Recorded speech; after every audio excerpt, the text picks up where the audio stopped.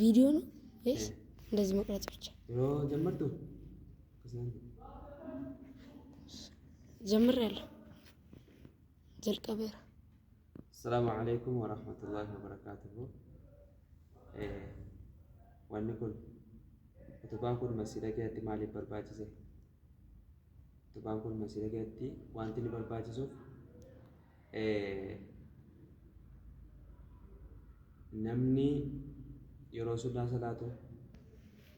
يوكان نمني كاتي واجب الرابودة تفجر يرودو فجرو. ومني أكاد رباني في. yoo isa dura ba'ee salaata isaa irratti waan balleessu jecha fuuldura utubaa kanaa immoo yoo ba'e jechuudha salaata isaa irra rakkoon hin ga'u jechuudha. Kanaaf faayidaa qaba.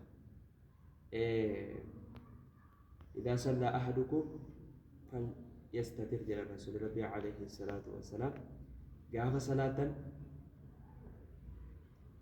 ستراها تاجرك suturaa yoo kaatanii suturaati kaatte ol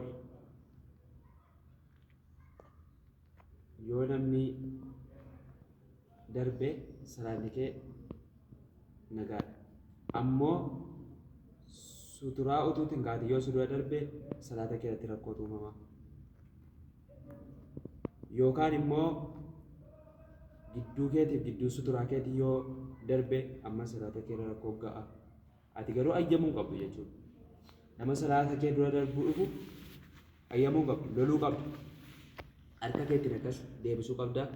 Yoo ni deebi'e immoo falyuqaatil hojii rasuulli rabbii alayhi salaatu wassalaam. Ittiin lolaa dha'uu dandeessa jechuudha. Boskoo dandeessa, boskii kee buusuu dandeessa. Maaliif fa'innama huwa sheexaanu inni namtichi sun sheexaana kuma isaatiin jedha. Suturaan utubaan kun kanaaf barbaachise. Laafuu waan akkasii baabun waan akkasii baa yoo kaa'ame suturaalee namaan ta'a kunoo waan akkasii baa kaa'atanii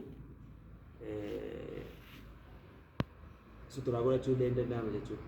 Ammoo walumaa galatti asirratti wanti ibsuu barbaadu warri yeroo salaata irraa raawwatan fiigaa deemtan jechuudha. Adaraa of eeggannoo cimsaa.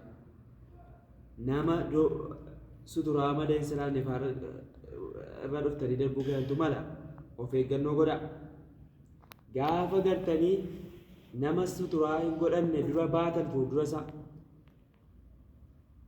Rasuulli Rabbii alayhi salaatu wassalaam akkana jedha. Namtichi nama salaatu dura darbu jedhan. Utuu beekee waan isarra jiru wajararra. Utuu kan beeku ta'e لكان أن يقف 40 خيرا له. أفرتما تروت أفرتما أبدي إيجو ساتو أم كنم تجسون سراتو أفرتما أبدي تروت ساتو دربو سارة سات سارة جرا. أميني نكابورا أفرتما تروت أفرتما نقول وقع أفرتما تروسا وقع أفرتما تروساتو إساف ويا جرجرا جري بقرتي جنا obsa dhabee hanganni xumuru kana obsu dadhabee fuuldura isaa darbee maasaa kana keessa galuurraa maaltu isaaf taarare utuba namtichi salaatu kun waggaa 40 tura hanga sana salaata silaa ta'eyyuu wanjala sana keessa bu'uurra obsumaan waggaa 40 sana turuutu isaa caala jedha rasuulli rabbii salawaatullaahi wasalaamuhu alayhi. Waan kana ta'eef of eeggannoo godhaan isinii jedha. Wassalaamu alaykum wa rahmatullaahi wa barakaatuh.